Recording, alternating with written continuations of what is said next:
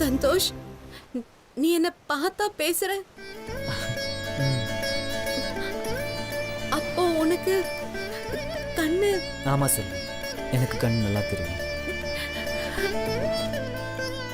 நான் லண்டன் போயிட்டு வந்ததே அதுக்காக தான்.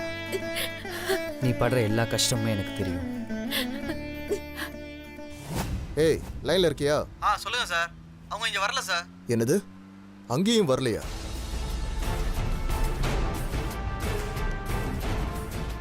சரி வை, நான் பாத்துக்கிறேன். என்னாச்சு டாடி? அவன் படிச்ச பிளைண்ட் இன்ஸ்டிடியூட்டுக்கும் போகல, பெங்களூர் மும்பை ஆபீஸ்க்கும் போகல.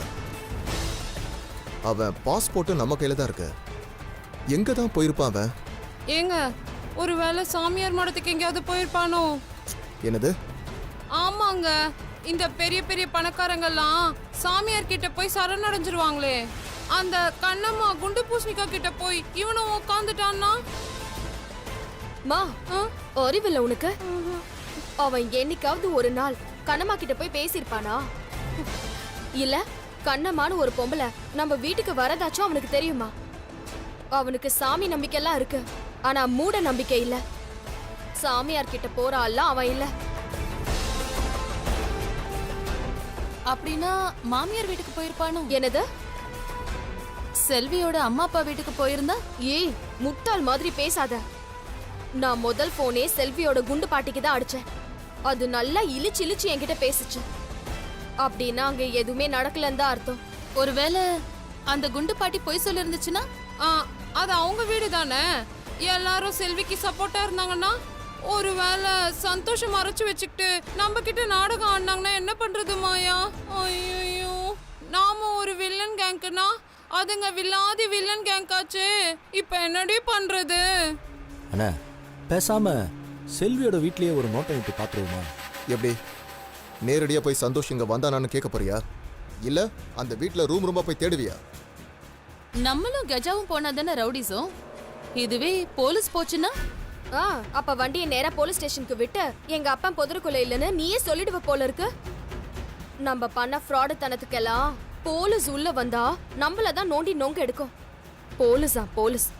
அந்த குடும்பத்துக்கெல்லாம் அவ்வளோலாம் அறிவு கிடையாது. நேரா மாமியார் வீட்டுக்கு போய் தூங்குறதுக்கு சந்தோஷம் கேன இல்ல. அவன் போய் இவ்ளோ மணி நேரம் ஆச்சு. போன அடுத்த நிமிஷமே போனை ஸ்விட்ச் ஆஃப் பண்ணி வச்சிருக்கான். நானே இந்த சந்தர்ப்பத்தை யூஸ் பண்ணி செல்வி ஏதாவது ஒளரிடுவாளோன்னு பயந்துட்டு இருக்கேன். அவளை கண்டுபிடிக்கிறதுக்கு கேனத்தனமா ஐடியா கொடுத்துட்டு இருக்க. அறிவில்ல உனக்கு? ஆமா மாயா, அவன் நம்ம தொடர்புல இருக்க கூடாதுன்னு நினைக்கிறான்னா நமக்கு தெரியாம ஏதோ ஒரு வேலை செய்யறான்னு அர்த்தம். அண்ணா, ஒருவேளை அவன் நமக்கு எதிராக ஏதாவது எவிடன்ஸ் கலெக்ட் பண்றானோ? எவிடன்ஸா? தப்பு நடந்தாதான அறிவு எவிடன்ஸ் கலெக்ட் பண்ணணும். அவனுக்கு சந்தேகம் வர்ற மாதிரி இதுவரைக்கும் நாம எந்த காரியமும் செஞ்சதில்லையே. அவனுக்கு அப்படியே சந்தேகம் வந்தாலும் ஆடிட்டர், வக்கீல்னு எவங்கிட்ட போனாலும் சரி, எல்லாருமே நம்ம ஆளுங்க தானே. அவனால ஒரு ஆணியவும் புடுங்க முடியாது. இது அவன் வீடு, அவன் சொத்து. அவனுக்கு நம்ம மேல சந்தேகம் வந்துச்சுன்னா அவன் நம்மள துரத்தி அடிக்கணும். அதை விட்டுட்டு அவன் ஏன் வீட்டை விட்டு ஓடணும்? அட ஆமால.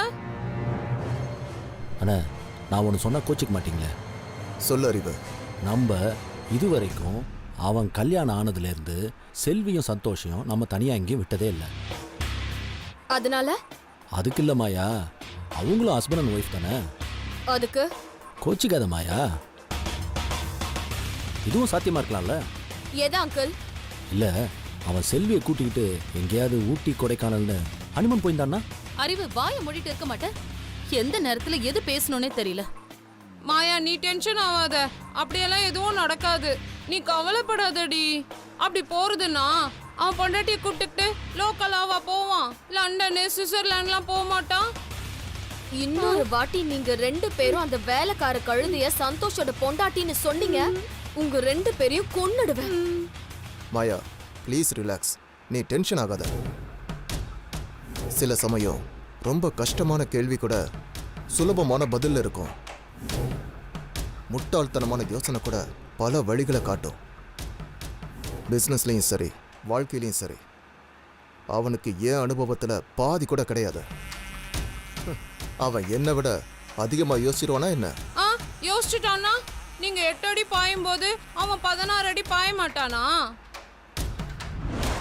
அக்கா ஏற்கனவே பயந்து போயிருக்கோம். மாயா வேற கடுப்புல இருக்கா. நீங்க வேற எரியிற நெருப்புல எண்ணெயை ஊத்தாதீங்க. வாயை மூடிட்டு சும்மா இருங்கக்கா. 16 அடி பாய்வானா? அவன் என்ன என்னை விட பெரிய ஆளா? அவனை 4 பக்கமும் மடக்கி ஸ்கெட்ச் போட்டு தூக்குறேன் பாரு. அறிவு, வண்டியை பேங்க்கு விடு. ஏண்ணே? அவன் கையெழுத்து போட்ட செக்கெல்லாம் இப்போ உன்கிட்ட தானே இருக்கு. ஆமாண்ணே. அதை உடனடியாக கேஷா மாத்து. எல்லா பணத்தையும் இமிடியேட்டாக வித்ட்ரா பண்ணிடு. அப்படி பண்ணா என்ன ஆகுண்ணே? புத்திசாலித்தனம் அறிவு. அவன் பணத்தை எல்லாம் நம்ம எடுத்துட்டு மாயாவை அவனுடைய ஒய்ஃப்னு சொல்லி அவனோட கிரெடிட் கார்டு எல்லாத்தையும் பிளாக் பண்ணிடுவோம். இந்த காலத்தில் கிரெடிட் கார்டு டெபிட் கார்டு இல்லாமல் ஒரு சாதாரண மனுஷனால கூட வாழ முடியாது. அப்போ சந்தோஷ் தானா திரும்பி வந்துருவான்னு சொல்றீங்களா டாடி? கண்டிப்பா வருவான் மாயா, வேற வழியே இல்லை.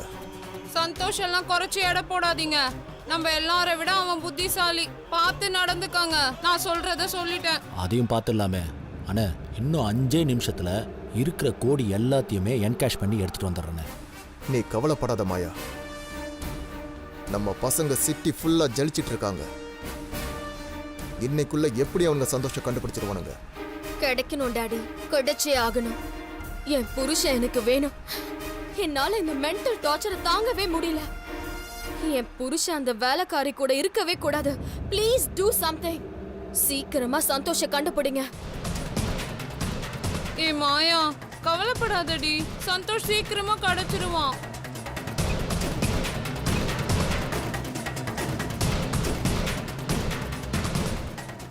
டே கஜா, சொல்லுங்க சார். எங்கடா இருக்க? இங்க நம்ம ஏரியால தான் சார். சந்தோஷ் கிடைச்சானா? இன்னும் இல்ல சார்.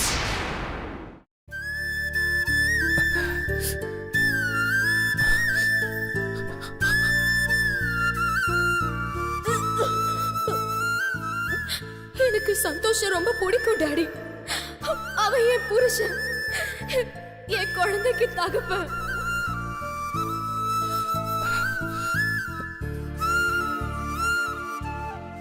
சந்தோஷ், செல்வி, நான் உன்கிட்ட அப்புறம் பேசுறேன். என்னை கொஞ்சம் தனியா இருக்க விடு. ஏன் சந்தோஷ், என்னாச்சு? சந்தோஷ், நான் ஏதாவது தப்பு பண்ணிட்டேனா? சொல்லு சந்தோஷ், நான் ஏதாவது தப்பு பண்ணிட்டேனா? இல்ல செல்வி, நான் தான் பெரிய தப்பு பண்ணிட்டேன். என்ன சொல்ற சந்தோஷ்? ஆமா செல்வி, என் மனைவிக்கும் இன்னொரு பொண்ணுக்கும் வித்தியாசம் கூட தெரியாம ச்சே, எவ்வளவு பெரிய தப்பு பண்ணிருக்கேன் செல்வி. என்னால முகத்துல கூட முழிக்க முடியல செல்வி. ஏன் சந்தோஷ் இப்படி எல்லாம் பேசுற? அந்த மாயா கூட நீன்னு நினைச்சு இருந்திருக்கேன் செல்வி. அவளோட குழந்தைக்கு நான் தகப்பன் நினைக்கும் போது எனக்கு அவமானமா இருக்கு செல்வி. நான் ரொம்ப தப்பானவன் ஆயிட்டேன் செல்வி. என்ன சந்தோஷ் இப்படி எல்லாம் பேசுற? செல்வி, உன் புருஷன் இன்னொரு குழந்தைக்கு அப்பான்னு நினைக்கும் போது உனக்கு எப்படி இருந்திருக்கும்? என்னதான் உன்னை நேசிச்சிருந்தாலும், உயிருக்கு உயிரா லவ் பண்ணி கல்யாணம் பண்ணியிருந்தாலும், உன் புருஷன் இன்னொருத்தி கூட வாழ்ந்திருக்கேனே செல்வி. அதை யோசிச்சு பார்க்கும்போது உனக்கு எப்படி இருந்திருக்கும்? நான் ஒரு அயோக்கியன் ஆயிட்டேனே செல்வி. இதெல்லாம் கண்கூடா பார்த்தும் இன்னும் நீ என்ன விரும்புறன்னா எப்படி செல்வி? நான் ஒரு பாவி, முட்டாள். என் மனைவிக்கு இன்னொரு பொண்ணுக்கும் வித்தியாசம் தெரியாத அளவு கூட ஒரு முட்டாள். என்ன மன்னிச்சிரு செல்வின்னு சொல்ற அளவுக்கு கூட தகுதி இல்லாதவன் ஆயிட்டேனே. கண்ணு தெரியாதுன்னு ஒரு காரணத்துக்காக நான் பண்ண தப்பெல்லாம் நியாயப்படுத்த முடியாது செல்வி. இவ்ளோ படிச்சிருந்தோம், இவ்ளோ பழகி இருந்தோம், என் பக்கத்துல இருக்கிறது என் மனைவின்னு தெரியலனா எவ்வளவு இருந்து என்ன பிரயோஜனம் செல்வி? என்ன பிரயோஜனம் சொல்லு? நான் சொல்லட்டுமா சந்தோஷ்? உன்னை ஏமாத்திருக்காங்க சந்தோஷ்.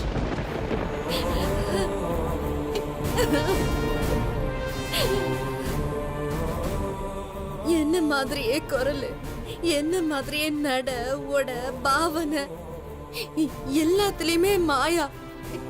நீ வேணுங்கிற ஆதங்கத்துல நீ அவளுக்கு கிடைச்சே தீரணும்னு அந்த முட்டாள்தனமான காதல்ல என்னையும் கொல்ல துணிஞ்சிட்டா. இதெல்லாம் உனக்காக தான் அவ செஞ்சா. அவ என்ன ஏமாத்தி கோயிலுக்கு கூட்டிட்டு போன வரைக்கும் தான் எனக்கு ஞாபகம் இருக்கு. ப்ளீஸ் மாயா, மெதுவா ஓட்டுங்க. மாயா, ப்ளீஸ் மாயா.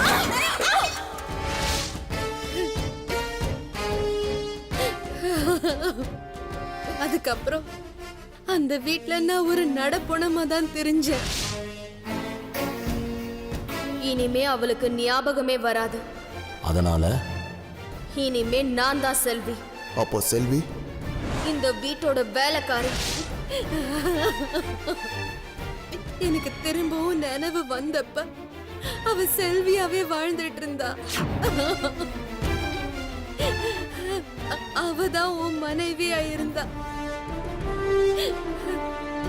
அவதான் உன் குழந்தைக்கு தாயா இருந்தா.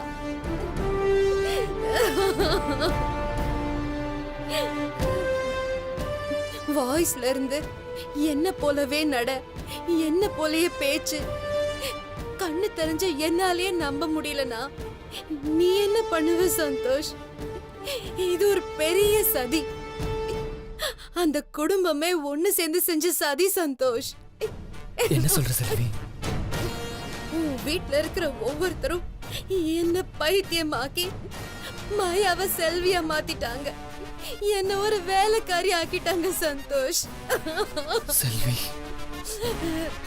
ஒரு கட்டத்துல என்னாலையும் ஒரு மனைவியா உன்னை விட்டு கொடுக்க முடியாம அவ கருவையே கலைச்சிடலான்னு பார்த்தேன்.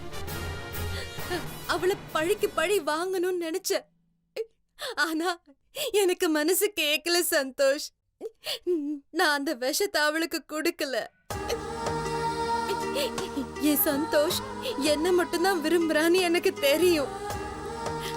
கோடி கோடியா பணம் இருந்தும் என்ன மட்டும்தான் நீ காதலிக்கிறேன்னு எனக்கு தெரியும். குடும்பமே உன்னை ஏமாத்துனா அதுக்கு நீ என்ன பண்ண முடியும் சந்தோஷ்? என் புருஷன் நல்லவன் எனக்கு தெரியும்.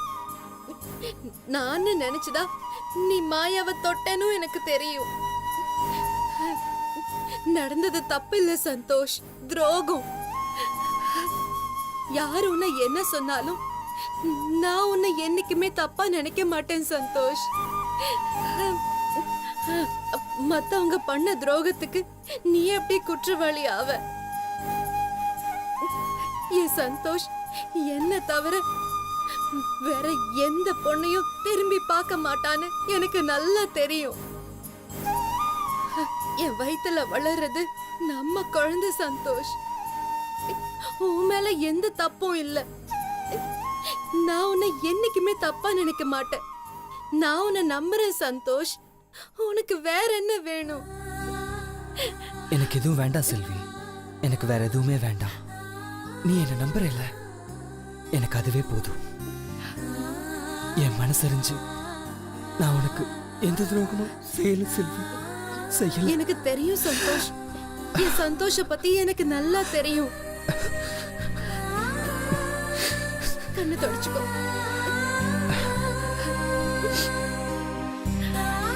ஏய் அறிவு கட்ட முண்டமே, இப்பதான் அவன் போனை சுவிச் ஆஃப் பண்ணி வச்சது நீ கண்டுபிடிக்கிறியா? நல்ல ஆள்ரா நீ. போ, நான் சொன்ன இடத்துல போய் தேடு. டாடி, அந்த போனை என்கிட்ட கொடுங்க. ஏய் சார். லைன்ல இருக்கியா? ஒரு நிமிஷம் இரு, மாயா பேசணுமா உங்ககிட்ட? சொல்லுங்க மேடம். கஜா, டாடி சந்தோஷோட க்ளோஸ் ஃப்ரெண்ட்ஸோட லிஸ்ட் எல்லாம் கொடுத்தாரா? கொடுத்தாரு மேடம். அவன் ஃப்ரெண்ட்ஸ் 4 பேரை தூக்கி போட்டு மிதி, அப்பதான் உண்மை வெளியே வரும். மேடம் பார்த்தா மேடம், அவங்க ஃப்ரெண்ட்ஸ்ல பாதி பேரு கண்ணு தெரியாதவங்க. ஏய், கண்ணு தெரியலனா என்ன? அவங்களுக்கெல்லாம் சந்தோஷ் எங்க இருக்கான்னு தெரியும். கேக்குற மாதிரி கேட்டா உண்மை தானா வெளியே வரும். கண்ணு தெரியாதவங்க பாவம் மேடம், அவங்களுக்கு எப்படி தெரியும்? கஜா, சொன்னது புரிஞ்சுதா? இன்னும் 1 மணி நேரத்துல எனக்கு சந்தோஷ் எங்க இருக்கான்னு தெரிஞ்சாகணும். சரிங்க மேடம், எப்படியாவது கண்டுபிடிச்சு சொல்றேன் மேடம். அண்ணா, ஏய் அறிவு, என்ன செக்கும் கையுமா வந்திருக்க? பேக் எங்க, பணம் எங்க? என்ன பேங்க்ல அவ்வளவு கேஷ் இல்லைன்னு அப்புறமா வர சொல்லிட்டாங்களா? வரவே வேணாம்னு சொல்லிட்டாங்கண்ணே. என்ன அறிவு சொல்ற? இதை பாருங்கண்ணே, இதுலேருந்து என்ன தெரியுது?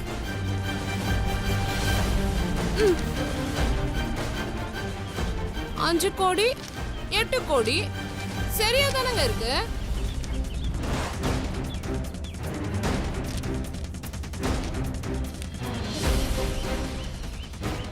எனக்கு எதுவும் தப்பா தெரியலையே, எல்லாம் கரெக்டா தானே இருக்கு.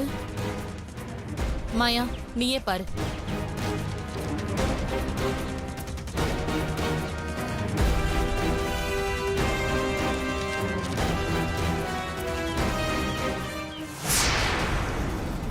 சைன் வேற மாதிரி இருக்கே. ஹ, இல்ல அங்கிள், இந்த கையெழுத்து சந்தோஷோட சிக்னேச்சர் எல்லாம் ஏன் வளைஞ்சு நெளிஞ்சிருக்கு? என்ன அறிவு? பேங்க்ல என்னதான் சொல்றாங்க? இந்த கையெழுத்துக்கு என்னவா? அதுல சந்தோஷ் போட்டிருக்க கையெழுத்து தப்பான.